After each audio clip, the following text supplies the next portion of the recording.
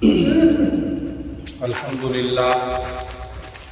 لله نحمده ونستعينه ونستغفره ونؤمن به ونتوكل عليه ونعوذ بالله من شرور أنفسنا ومن سيئات أعمالنا من يهده الله فلا مضل له ومن يضلله فلا هادي له ونشهد أن لا إله إلا الله وحده لا شريك له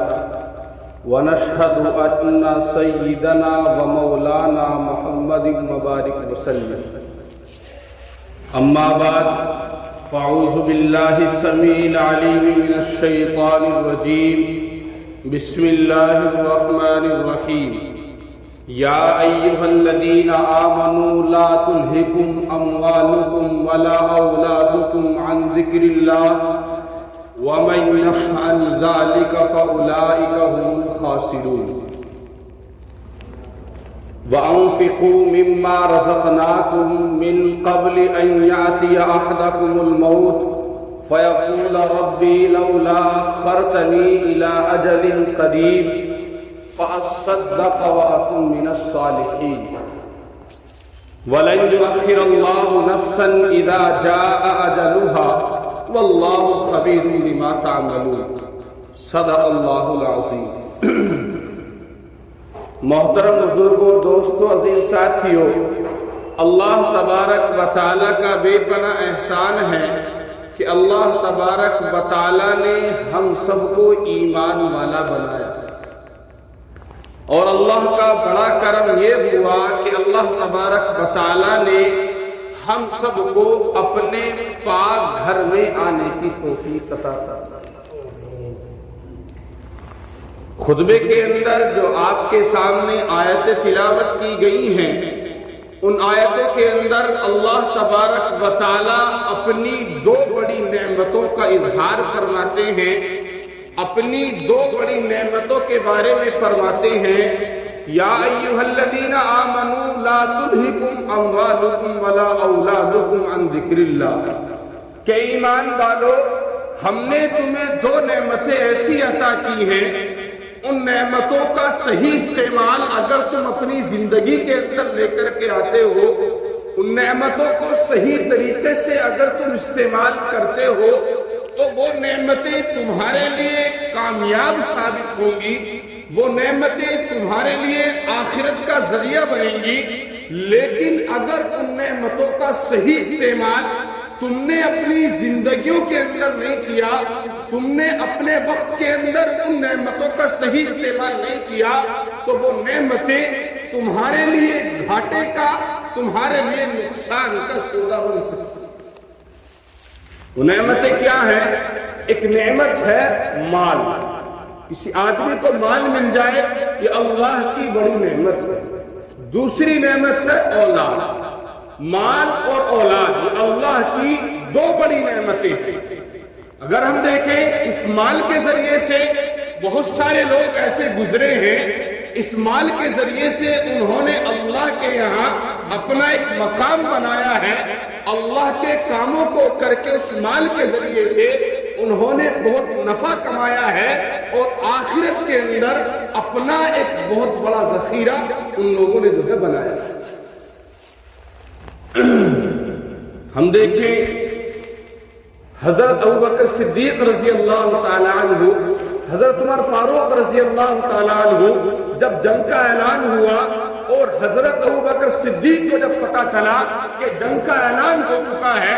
نبی نے مال کو طلب کیا ہے کہ جس کے پاس جو بھی کچھ ہو وہ لے کر کے آ جائے، تو حضرت عمر فاروق بھی وہاں پر تشریف فرما تھے۔ حضرت عمر فاروق رضی اللہ تعالیٰ عنہ نے بھی یہ سوچا کہ آج ایک ایسا موقع ہے، آج وہ وقت ہے کہ میں حضرت ابوبکر سے جو ہے بازی مار لیتا ہوں۔ اس ارادے کو لے کر کے اپنے گھر پہنچے، اور جب گھر پہنچے تو جو گھر کے اندر مال رکھا ہوا تھا، جو پیسے ان کے پاس رکھا ہوا تھا، جو چیزیں ان کے پاس رکھی ہوئی تھی، ان میں سے آدھی چیزوں کو لیا اور نبی کے پاس پہنچے۔ دیکھا تھوڑی دیر کے بعد حضرت ابوبکر صدیق رضی اللہ تعالیٰ عنہ بھی جو ہے جو ان کے گھر کے اندر مال تھا وہ بھی اس کو لے کر کے آ گیا. پوچھا گیا، پتا چلا کہ حضرت عمر فاروق رضی اللہ تعالیٰ عنہ گھر کا آدھا مال لے کر کے آئے ہیں اور حضرت ابوبکر صدیق رضی اللہ تعالیٰ عنہ اپنے گھر کا سارا مال لے کر کے وہ آئے. تو اس مال کے ذریعے سے خدیجہ کبریٰ رضی اللہ تعالیٰ عنہ کتنی بڑی تاجرہ تھی، کتنی بڑی مالدار تھی. اس وقت میں اللہ کے نبی پر جب نبوت ظاہر نہیں ہوئی تھی، جب تک اللہ کے نبی کو نبوت نہیں ملی تھی، اس وقت میں بڑی تاجرہ تھی. اور جب نبی کو نبوت ملی، دین کے اندر اسلام کا کلمہ انہوں نے پڑھا، اپنا جو سارا مال تھا جو ان کی تجارتیں چلا کرتی تھی سب کو اللہ کے راستے میں انہوں نے خرچ کیا. دوسری چیز ہے اولاد. اولاد کا بھی یہی معاملہ ہے کہ اولاد اللہ نے ہمیں دی ہے. اولاد کا صحیح استعمال اگر ہم کر لیں، اولاد کو صحیح تعلیم کا اگر انتظام ہم کر لیں، اولاد کی صحیح تربیت اگر ہم کر دیں تو یہی اولاد ہمارے لیے آخرت کا ذریعہ بن سکتی ہے.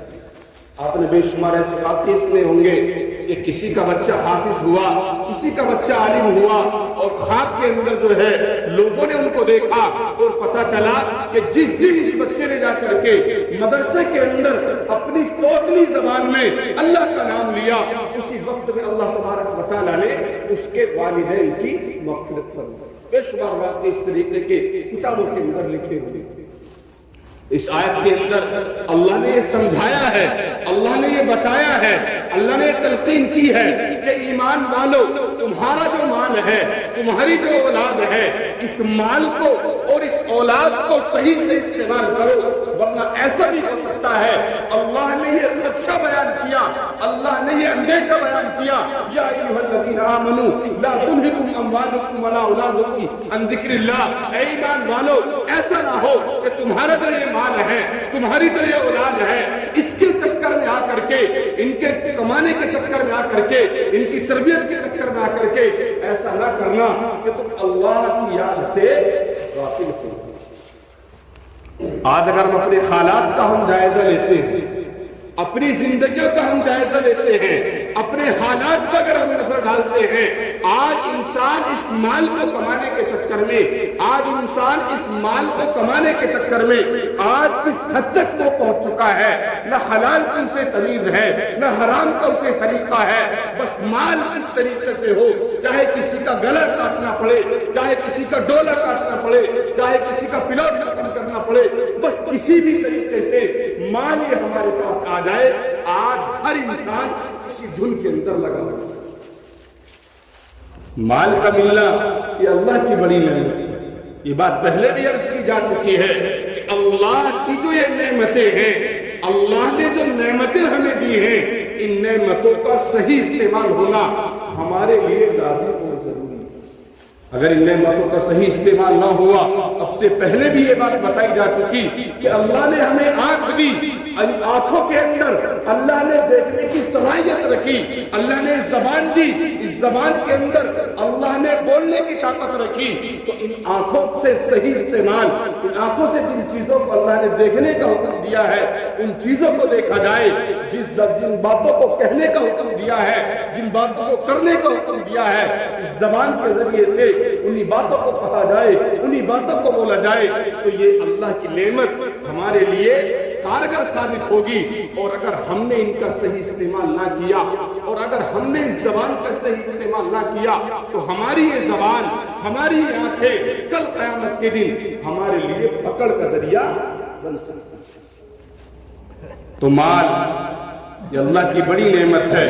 اس مال کو حاصل کرنے کے لیے پاک اور طیب کام جو ہے ہمیں کرنا ہے. یہ نہیں کہ جو کچھ آ جائے، جیسا بھی آ جائے، کسی کا بھی ہو، کیسے بھی ہو، سب ہمارے لیے جائز ہو جائے گا، ایسا نہیں ہے. بلکہ مال صحیح طریقے سے کمایا جائے، اور جب صحیح طریقے سے کما لیں گے اس کے بعد صحیح طریقے سے خرچ بھی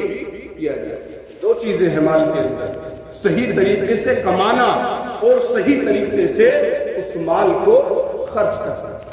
माल हमने कमाया सही तरीके से, सुबह से लेकर के शाम तक हमने बेलदारी की, सुबह से लेकर के शाम तक हमने खेत के अंदर काम किया, सुबह से लेकर के शाम तक हमने फैक्ट्रियों के अंदर काम किया। माल कमाए तो सही तरीके से, लेकिन उस माल को लेकर के जब अपने हम घर आए तो हमने उन कामों को किया जिन कामों को शरीयत ने गलत करार दिया है, जिन कामों को शरीयत ने हराम करार दिया है, उन कामों के अंदर हमने उस माल को खर्च किया, तो ये माल हमारे लिए तकल का जरिया बन सकता है। दूसरी चीज औलाद। औलाद अल्लाह तबारक व तआला ने इनायत की,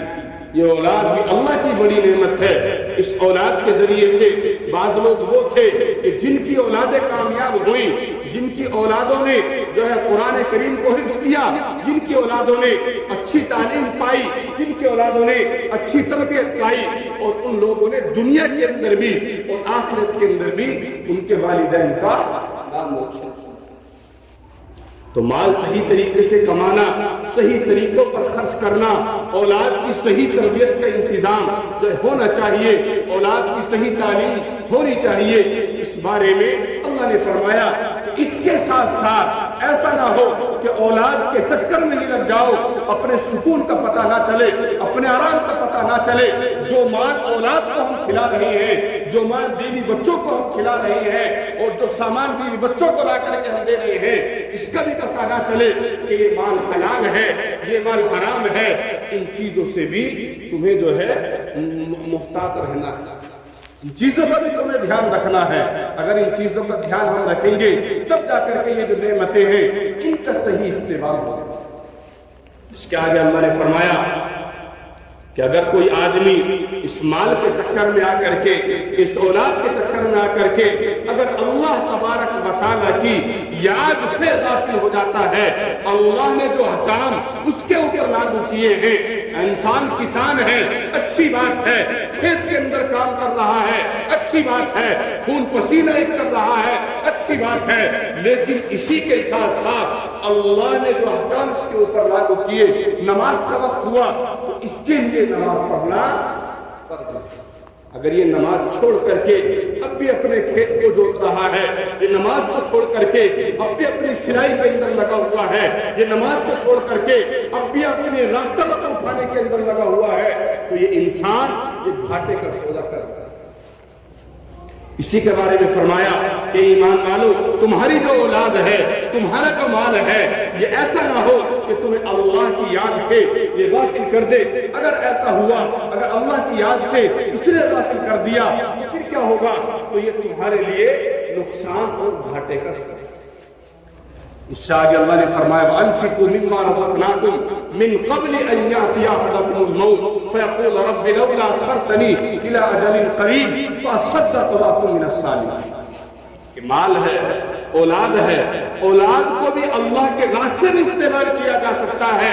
औलाद को भी अल्लाह का दीन सीखने के लिए इस्तेमाल किया जा सकता है, औलाद को भी अल्लाह के रास्ते में दीन को फैलाने के लिए भेजा जा सकता है। इसी तरीके से माल को भी अल्लाह के रास्ते में खर्च किया जा सकता है, माल को अच्छे अच्छे कामों के लिए इस्तेमाल किया जा सकता है। लेकिन इस बात से भी गाफिल ना होना तो अल्लाह ने जो तुम्हें माल अता किया है, अल्लाह ने जो तुम्हें औलाद अता की है, वअनफिकू मिम्मा रज़क़नाकुम मिन क़ब्ल अन यातिया अहदकुमुल मौत। इंसान कि तेरे ऊपर एक वक्त ऐसा भी आने वाला है कि जो अल्लाह ने तेरा वक्त मुकर्रर किया है, तेरी मौत का वक्त मुकर्रर किया है, उसके आने से पहले पहले इस माल का सही इस्तेमाल कर ले, उसके आने से पहले पहले इस औलाद का सही इस्तेमाल कर ले। और अगर इसका सही इस्तेमाल ना हुआ तो फिर आदमी तमन्ना करता रहे, आदमी दिल के अंदर हसरतें निकालता रहे, आदमी के दिल के अंदर हसरतें उमड़ती रहे कि काश मैं ऐसा कर लेता, काश ये जो माल है,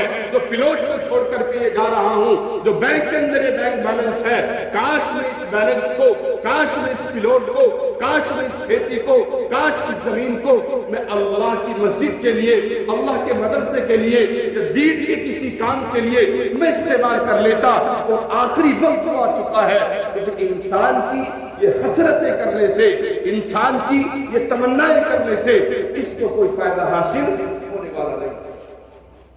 कुरान जगह जगह पर इस बात को इरशाद फरमाता है, वन्फिकू मिम्मा रज़क़नाकुम मिन क़ब्लि अन यातिया अहदकुमुल मौत फ़यक़ूल रब्बी लौला अख़रतनी इला अजलिन क़रीब, कि जो आखिरी वक्त है, जो वक्त अल्लाह ने तेरे लिए मुकर्रर किया है, उस वक्त के आने से पहले माल का सही इस्तेमाल, उस वक्त के आने से पहले औलाद का सही इस्तेमाल अगर तुझे करना है तो कर ले। अगर तू इस्तेमाल सही नहीं करेगा, औलाद का सही इस्तेमाल तूने नहीं किया, तो फिर आखिर में हसरतें करने से, आखिर में तमन्नाएं करने से तुझको कोई फायदा नहीं है। कुरान ने तमन्नाओं को बयान किया है। कुरान ने कहा है फ़अस्सद्दक़ व अकुन मिनस सालिहीन, कि जब इंसान का ऐसा वक्त आता है फिर उसके अंदर कैसी तमन्नाएं उमड़ती हैं कि अल्लाह तूने मुझे वक्त क्यों न दिया, या अल्लाह तू मुझे थोड़ा वक्त और दे देता तो मैं क्या करता। फ़अस्सद्दक़ व अकुन मिनस सालिहीन, तो फिर मैं जो माल तूने मुझे दिया है इस माल में से सदका और मैं खैरात करता, व अकुन मिनस सालिहीन, और नेक लोगों में अपना शुमार न करता। लेकिन ये चीजें तब पैदा होती हैं जब इंसान के हाथ में कुछ नहीं रहता, इंसान के हाथ की पावर खत्म हो जाती है, इंसान की कुव्वत खत्म हो जाती है। एक बैंक बैलेंस जिस पर उसका कब्जा था आज वो औलाद के हाथों के अंदर आ गया, वो पिलोट जिस पर इसका कब्जा था आज औलाद खामुख्तार हो गई। आज जब इसकी हालत ऐसी हो गई कि मंडल के लिए, बीड़ी बाड़ी के लिए, रिश्तेदारी के लिए, किसी को लेने देने के लिए आज ये औलाद से जो है मांग रहा है, आज इसके दिल के अंदर ये तमन्नाएं पैदा होती हैं, तो उस वक्त में इन तमन्नाओं का कोई फायदा हासिल होने वाला नहीं है। फिर क्या होगा, फ़अस्सद्दक़ मिनस सालिहीन, कि काश अल्लाह मुझे थोड़ी मोहलत और दे देता, तो फिर मैं जो है खैरात करता, मैं सदके करता और मैं नेक लोगों में से हो जाता। फिर ये तमन्नाएं आदमी के दिल के अंदर आती हैं। आज अगर हमारी कहीं चल रही है, आज घर के अंदर हमारा वो मुकाम है, आज औलाद के ऊपर हमारी वो पावर है, आज औलाद के ऊपर हमारी वो ताकत है, आज जो हमारा माल है, आज जो हमारी औलाद है, वो अगर हमारे अंदर के अंदर है और उस पर इस्तेमाल करने की पूरी कुव्वत, पूरी ताकत अगर हमें है, तो आज हमारे पास वक्त है कि आज हम उसको सही इस्तेमाल कर ले, माल को सही जगह पर हम खर्च कर ले, औलाद को सही जगहों पर हम लगाएं, अल्लाह के रास्ते में औलाद को हम निकालें, मस्जिदों के अंदर औलाद को हम भेजें, मदरसों के अंदर औलाद को हम भेजें। और अगर ऐसा ना हुआ तो फिर बाद में आदमी हसरतें करता रहे, बाद में तमन्नाएं करता रहे, इन चीजों का कोई फायदा हासिल होने वाला नहीं है। अल्लाह तबारक व तआला जो बातें बताई गई उन सब अमल करने की तौफीक अता फरमाए। व आखिर दावाना अल्हम्दुलिल्लाह।